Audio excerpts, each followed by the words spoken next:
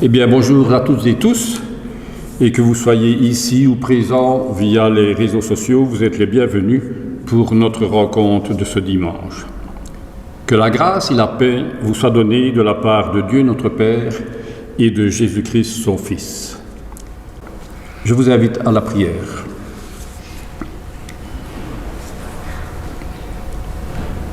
Donne-moi, Seigneur Dieu, le vrai sens des mots, la lumière de l'intelligence et la foi en la vérité, afin que ce que je crois, je sache le dire aux hommes. Seigneur, c'est à travers l'homme que tu révèles ton amour. Gonfle les voiles de notre foi pour que l'on puisse porter partout le nom de Dieu. Délie notre langue pour que l'on fasse honneur à ton saint nom. Et éclaire notre esprit pour que l'on révèle à tous ceux qui l'ignorent ce que tu es, toi le Père. C'est par Jésus-Christ que nous te prions. Amen.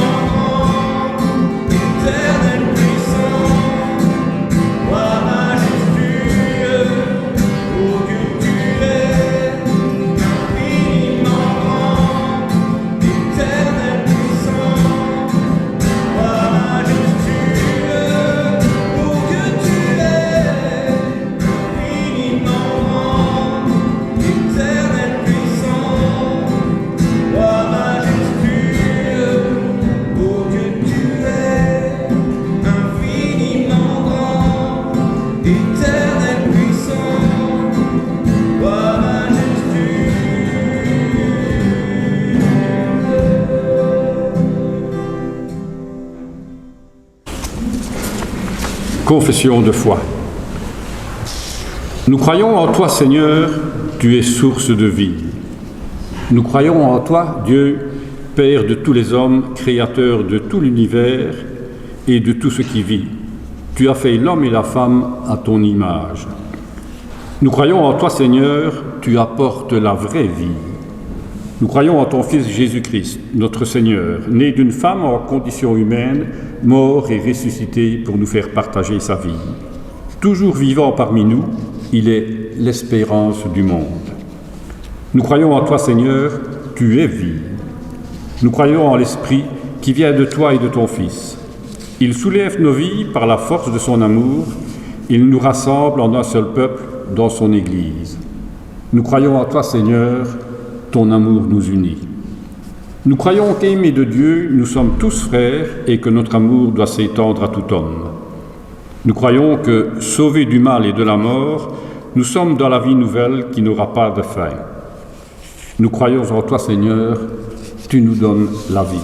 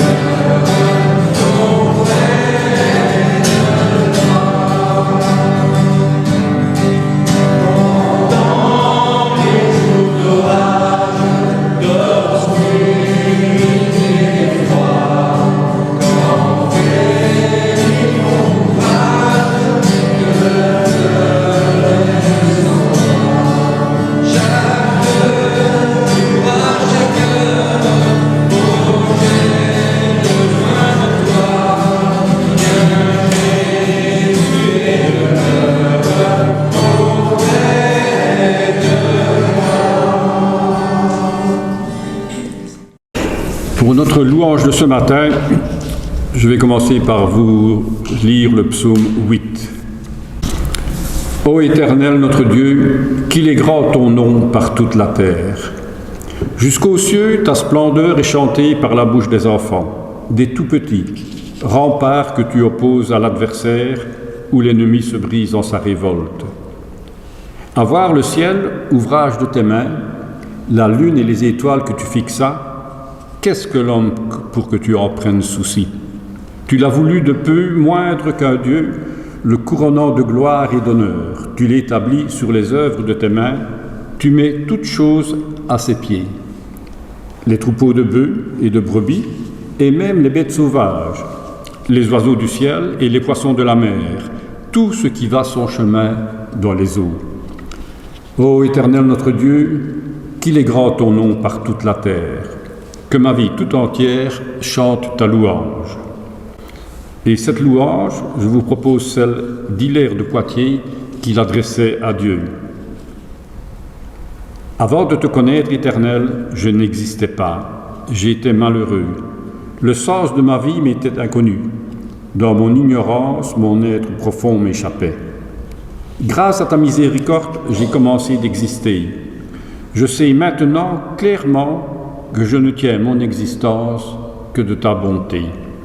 Je sais que toi, qui n'avais pas besoin que j'existe, tu ne m'as pas donné la vie que par amour. Aussi longtemps que le permet la vie que tu m'as donnée, Père Saint, Dieu créateur, je veux te proclamer comme le Dieu éternel et comme l'éternel Père. Amen.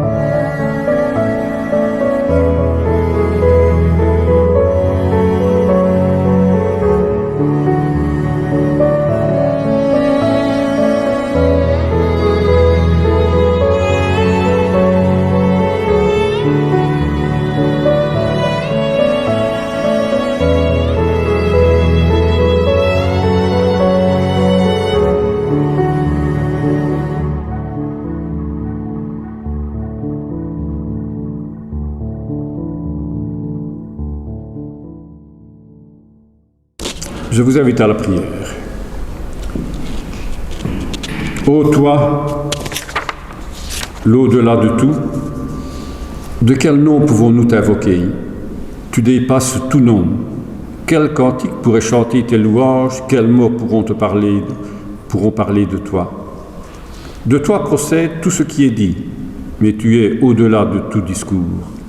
De toi est issu tout ce qui est pensé, mais tu es au-delà de toute pensée. Tu es le but de toutes les attentes, de toutes les aspirations silencieuses, tu es l'objet des gémissements de ta création. Gloire à toi, ô Dieu Tout-Puissant. Amen. Les lectures pour le message d'aujourd'hui se trouvent d'abord dans l'Évangile de Luc au chapitre 8, les versets 22 à 25. Il arriva l'un de ces jours qu'il entra dans une barque avec ses disciples et leur dit « Passons à l'autre rive du lac. » Et ils prirent le large. Pendant qu'ils naviguaient, Jésus s'endormit. Une bourrasque de vent descendit dans le lac. Il se remplissait d'eau et courait un danger. Et s'étant approchés, ils le réveillèrent en disant « Maître, Maître, nous périssons !» S'étant réveillé, il réprima le vent et la vague d'eau. Ils s'apaisèrent et le calme se produisit. Puis il leur dit « Où est votre foi ?» Saisis de crainte, ils s'émerveillèrent, se disant les uns aux autres « Qui est donc celui-ci qui donne des ordres même au vent et à l'eau, et ils lui obéissent ?» La deuxième lecture, c'est au chapitre 27 des Actes, à partir du verset 13 jusqu'au 26. Un léger vent du sud s'était levé. Pensant être en mesure d'exécuter leur projet, ils ont levé l'ancre et se sont mis à longer de près la Crète. Mais peu après, venant de l'île, un vent de tempête appelé Eurakylon s'est déchaîné. Le bateau a été entraîné, sans pouvoir tenir contre le vent, et nous nous sommes laissés porter à la dérive. Tandis que nous passions au-dessous d'une petite île appelée Coda, nous avons réussi, à grand-peine, à nous rendre maîtres de la chaloupe. Après l'avoir hissée, ils se sont servis des moyens de secours pour ceinturer le bateau et, de crainte d'échouer sur la Syrte, ils ont descendu l'ancre flottante, continuant à la dérive. Comme nous étions fortement secoués par la tempête, ils se sont débarrassés le lendemain d'une partie de la cargaison. Le troisième jour, ils ont jeté de leurs propres mains les agrès du bateau. Ni le soleil ni les étoiles n'avaient paru pendant plusieurs jours, et la tempête restait si forte que nous avions finalement perdu toute espérance d'être sauvés. Ils n'avaient pas mangé depuis longtemps. Alors Paul, debout au milieu d'eux, leur a dit « Mes amis, vous auriez dû m'écouter et ne pas repartir de Crète. Vous auriez évité ce péril et ce dommage. Mais maintenant, je vous exhorte à prendre courage, car aucun de vous ne périra, mais seulement le bateau. En effet, un ange de Dieu auquel j'appartiens et à qui je rends un culte s'est présenté à moi cette nuit. Et il m'a dit « N'aie pas peur, Paul, il faut que tu comparaisses devant César, et Dieu t'accorde la grâce de tous ceux qui naviguent avec toi. Prenez donc courage, mes amis, car j'ai cette foi en Dieu qu'il en sera comme il m'a été dit.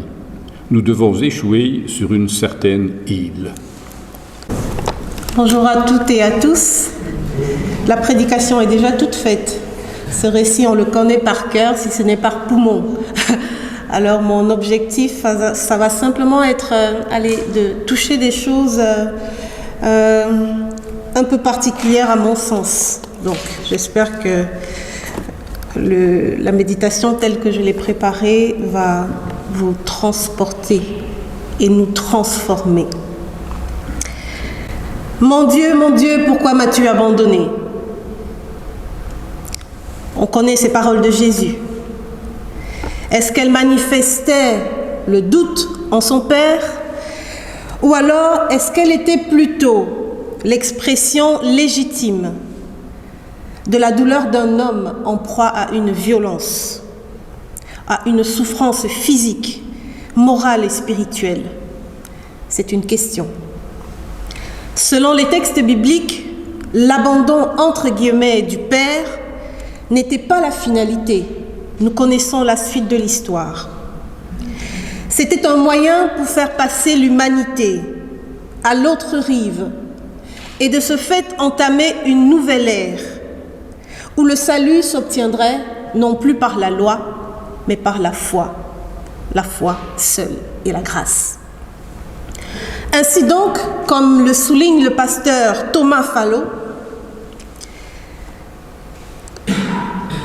jamais Dieu n'avait été plus près du Christ qu'à cette heure de suprême obéissance à la croix. Dieu était prêt même dans la violence de cette croix, et je dirais même plus, surtout dans la violence de cette croix. Quelle contradiction pour nous! En effet, nous espérons de Dieu la paix, la joie, le succès, le bonheur éternel. Et personne ne se lève le matin en désirant le contraire. Quoi de plus humain? Mais la vie nous apprend autre chose avec ces tempêtes. Comme les disciples dans la barque, celles-ci nous remplissent d'eau. Elles nous exposent à des dangers. Le verset 23, tel qu'il a été lu, est littéralement traduit du grec par « il se remplissait d'eau », non pas la barque. « Il » au pluriel se remplissait d'eau. J'ai donc supposé que le « il » c'était les disciples. Et donc, à défaut d'imploser, on explose. Et face à ces tempêtes, ça fait mal. Oui. Cela nous insécurise et nous déplace parfois dans un doute qui peut devenir constant. La question du Seigneur, où est votre foi? Loin de nous accuser, nous dérange, nous transforme et surtout nous fait grandir en résilience, un mot que j'aime beaucoup, surtout quand on se laisse interroger. Comme les personnages du récit des Actes, nous avons nous aussi des projets, des buts à court, à moyen, à long terme, des projets sur le plan de la société, dans la société, d'un point de vue familial, politique, etc., et même spirituel. L'être humain est façonné avec le désir de s'épanouir et de se construire par sa créativité, ses dons et ses aptitudes. Et quelle que soit la dimension des projets de vie qui comptent pour nous, ce qu'on a pensé, ce qu'on a élaboré parce qu'on veut les accomplir, nous nous investissons de manière générale à la réalisation de ces plans, de ces projets, en faisant face à des tensions et en tentant du mieux de nos possibilités de gérer le choc entre la volonté de s'accomplir et les oppositions de toutes sortes qui vont survenir. Dans ce contexte, la question de l'abandon, la question du découragement peut être récurrente. Abandon de toutes sortes, familial, abandon d'un ou d'une amie, d'un ou d'une conjointe, et même abandon entre guillemets de Dieu. David s'écriait lui aussi, « Mon Dieu, pourquoi m'as-tu abandonné ?» Et il va plus loin, « Pourquoi te tiens-tu si loin? Pourquoi ne me sauves-tu pas? Pourquoi n'entends-tu pas mes cris? Mon Dieu, je crie le jour et tu ne réponds pas. Je crie la nuit, je ne garde pas le silence. » Beaucoup de pourquoi, n'est-ce pas? Et ces questions récurrentes sont récurrentes plutôt dans nos temps présents. Nous voyons tout ce qui arrive en Turquie, en Syrie, le nombre de morts, et etc. Ce n'est pas le seul endroit où il y a des choses difficiles qui se produisent. Et toutes les questions que j'ai évoquées et qui sont affichées nous ont peut-être déjà traversé l'esprit. Elles nous mettent face à la complexité de l'expérience chrétienne, qui ne se vit pas comme un tour de magie. La vie nous offre ses beautés et ses malheurs. Elle nous apprend à gagner et à perdre, à saisir et à lâcher prise, à vivre des exploits, mais aussi des échecs. La vie nous apprend à nous réjouir des portes ouvertes et à accepter avec relativité les portes fermées ou le rejet. Quand nos cris d'espoir et de désespoir font face à un mur de silence, dans ces cas-là, qu'est-ce que nous disons? Que faisons-nous? Comment est-ce que nous réagissons? Vers qui nous tournons-nous? Et surtout, qui écoutons-nous? En entrant dans les textes qui ont été lus, il est possible d'observer comment les différents personnages se positionnent par rapport à ces questionnements. Luc va construire les deux récits de manière assez similaire, et c'est ce que j'ai trouvé intéressant de faire ressortir ici. Ce sont des points de convergence qui traduisent et retracent non seulement des temps clés pour réaliser un projet de vie, mais également des réactions potentielles de l'être humain quand il est dans une situation de crise. Alors, pour les quelques comparaisons, dans les deux textes, c'est bien un projet défini qui motive les différents personnages. Dans les évangiles, la consigne est claire. Verset 22, « Passez à l'autre rive du lac, dans le pays des Gadaréniens, afin d'annoncer la bonne nouvelle du salut. » Et dans le livre des Actes, le mot est employé. Le projet consiste à embarquer pour l'Italie, Paul devant comparaître devant César. Deuxième convergence, les personnages vont réfléchir aux moyens à mettre en place pour accomplir cette mission, ce projet. La traversée du lac va se faire en bateau, mais aussi les membres de l'équipage vont devoir travailler, collaborer ensemble, naviguer pour arriver à destination. Dans les deux textes aussi, la présence d'une référence spirituelle forte va jouer une fonction importante dans la transformation du récit. Et ici, on a Jésus dans les évangiles et Paul dans le livre des Actes. Ce sont, entre guillemets, des anges gardiens, des protecteurs, parce que Jésus, on l'invoque et on crie à lui, et parce que Paul s'impose comme celui qui a reçu un message de Dieu et qui va encourager la troupe en leur disant « Ne vous inquiétez pas, nous arriverons à bord. » Mais souvent, malgré les prières, malgré la confiance, il arrive un jour où la tempête survient. Elle va créer des nœuds, elle va entraver l'exécution du plan tracé. Et cette tempête crée le désarroi et la peur quant à l'avenir. Et dans les deux textes, on a des signes qui montrent, qui expriment ce désarroi, ce découragement. Dans l'évangile, les disciples vont crier « Maître, Maître, nous périssons !»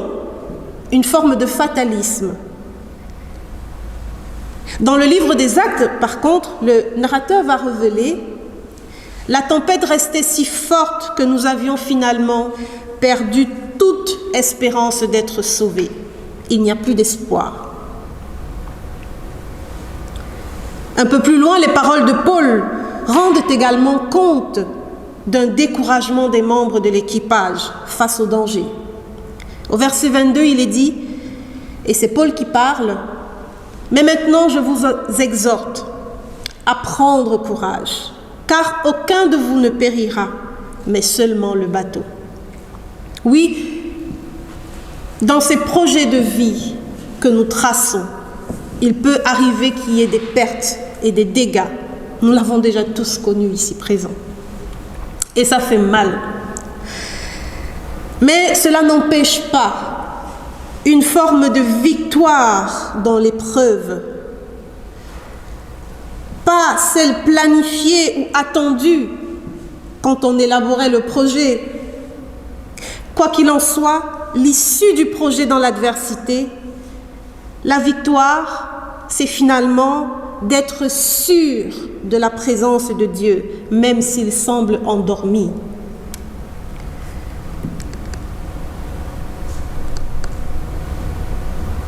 Et je reprends les propos du pasteur Fallot en le modifiant un tout petit peu par rapport au contexte. Et je propose, jamais Dieu n'avait été plus près des personnages des textes qui ont été lus qu'à cette heure de cette tempête. Et oui, Dieu était prêt même dans la violence de cette tempête, et surtout était prêt dans la violence de cette tempête. La vie de l'être humain ressemble à ce voyage en mer. Il arrive souvent un jour où la tempête, le séisme survient, et ils peuvent briser tout sur leur passage par leur caractère impétueux et violent. Ils peuvent aussi inciter à douter de la bonté et de la présence du Seigneur, pourtant là, calme. Ils peuvent nous faire dire « Pourquoi m'as-tu abandonné ?» Ils peuvent affecter et laisser des cicatrices physiques, psychologiques et spirituelles. La perte de l'espérance et le découragement, tout à fait légitimes ici, peuvent alors gagner les cœurs, selon la force ou la perduration des difficultés. Toutefois, j'aime beaucoup. Oui, toutefois, la peur n'est pas le futur de ceux qui vivent en Christ. Tout comme Paul l'a signifié aux membres de l'équipage, alors que ni le soleil ni les étoiles n'avaient paru pendant plusieurs jours, il nous est dit aussi de prendre courage dans l'adversité, car Dieu est là, lumière dans les ténèbres. Et il en sera fait comme il l'a décidé dans sa suprématie. Les ténèbres de l'épreuve peuvent nous pousser à porter des œillères qui nous empêchent d'entendre l'encouragement émanant d'une personne de notre entourage. C'est possible. Mais aussi, il peut arriver qu'il n'y ait personne pour nous encourager, comme le texte nous encourage ce matin. Personne pour nous encourager à aller de l'avant, à croire qu'il y a une vie, une reconstruction après la tempête. Mais loin d'utiliser cet argument comme une excuse, et c'est très facile de le dire plutôt que de le vivre, le courage devient alors une décision, un choix personnel, à s'encourager soi-même pour ne pas perdre pied. Et en rédigeant cette méditation, j'ai pensé au cantique d'un chanteur américain, Donald Lawrence, et le titre c'est « Encourage-toi toi-même ». Et je traduis, c'est une traduction littérale, pardonnez mon anglais qui est un peu approximatif. Parfois, vous devez vous encourager vous-même. Et quand je dis vous-même, je suis dedans. Il faut parfois proclamer les mots de victoire pendant l'épreuve. Et peu importe ce qu'on ressent, tristesse, découragement, etc., prononcez ces mots et vous serez guéris. Ce n'est pas une guérison rapide, une guérison interne qui prend du temps à se construire, évidemment, malgré la continuité de l'épreuve. Parlez sur vous-même. Encouragez-vous dans le Seigneur. Le verbe grec qui est dans le texte « eutuméo », répété 2 fois dans le texte des Actes, est traduit par « prendre courage ». Mais il signifie aussi être joyeux, rendre joyeux, garder l'esprit. C'est fort, c'est très, très, très, très subtil et difficile. Quoi qu'il en soit, l'issue du projet dans l'adversité, c'est ici finalement une autre forme de victoire. C'est-à-dire la décision, et je mets entre guillemets, d'être joyeux, mais surtout de rendre joyeux. Parce que c'est à chacun de nous de définir c'est quoi spécifiquement être joyeux dans ces circonstances-là. Et c'est quoi rendre notre entourage joyeux dans ces circonstances-là.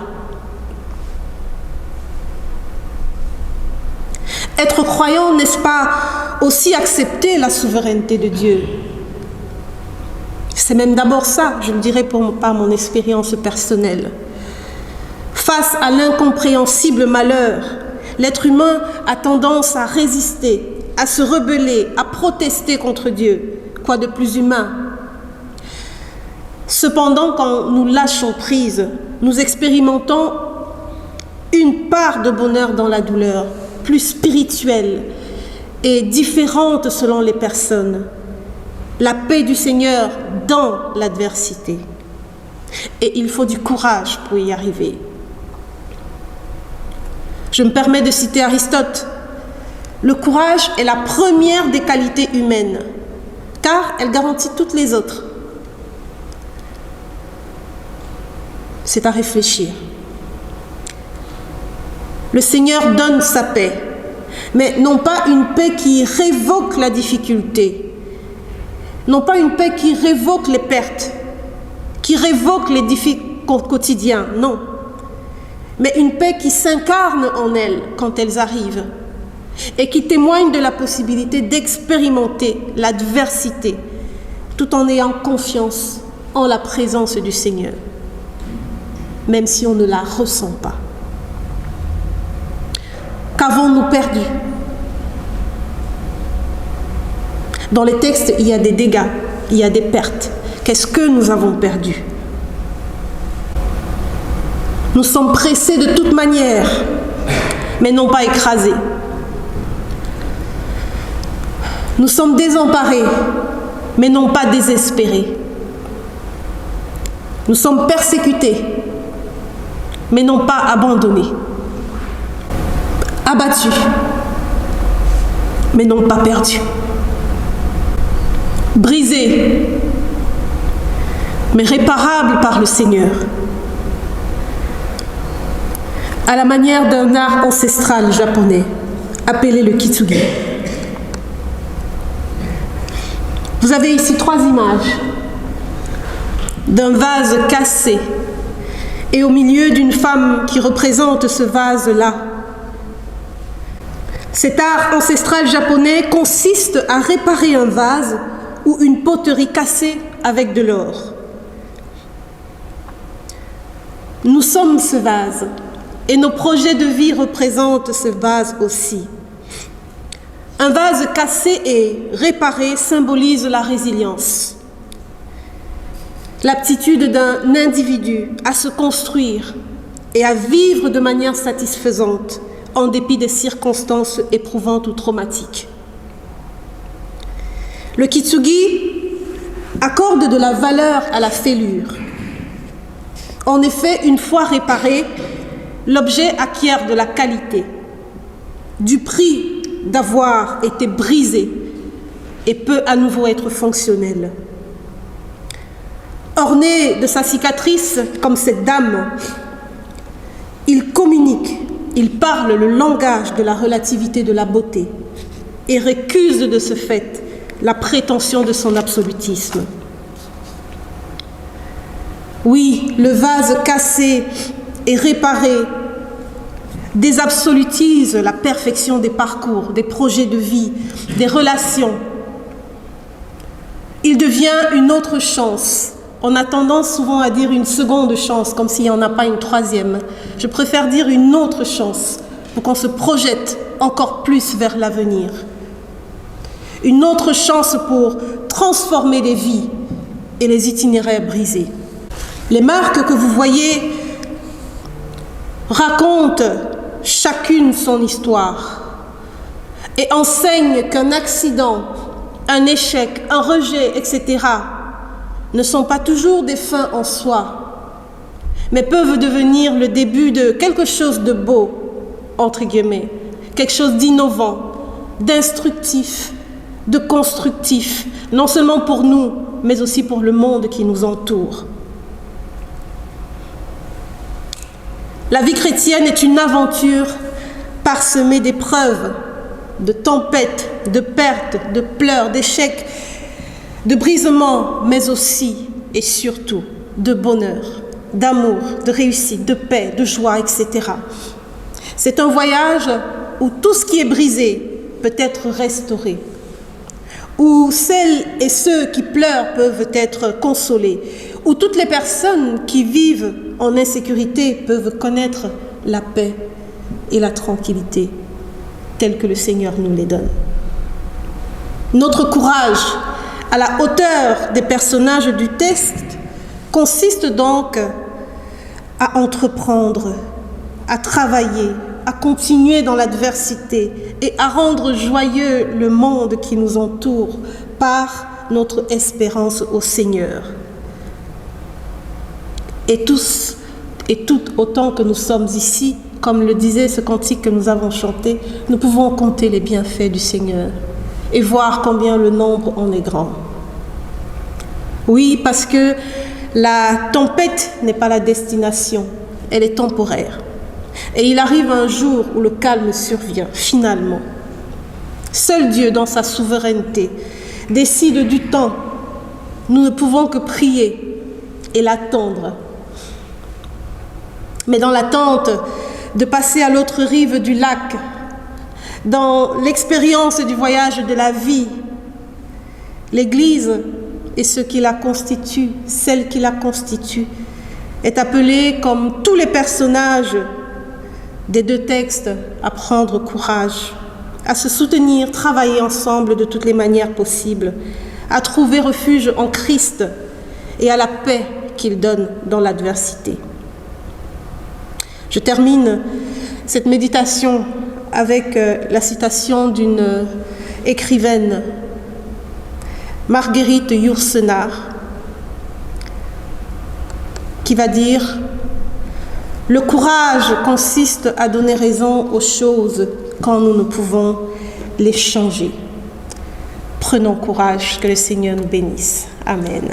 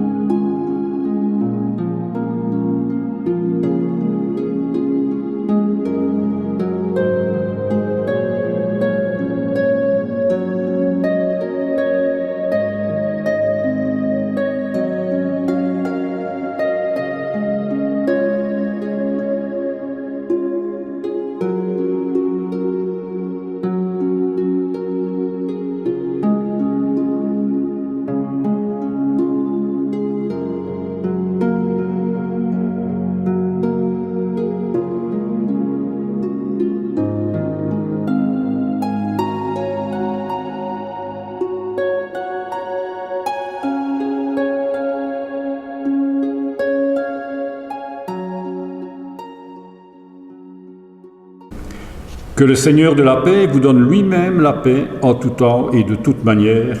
Que le Seigneur soit avec vous tous. Amen. Eh bien, merci à toutes et tous. Il y a une tasse de café qui va arriver, je crois. Oui, Jacques est descendu. Et nous pouvons poursuivre avec un moment de communion fraternelle. Bon dimanche et bon retour à tous.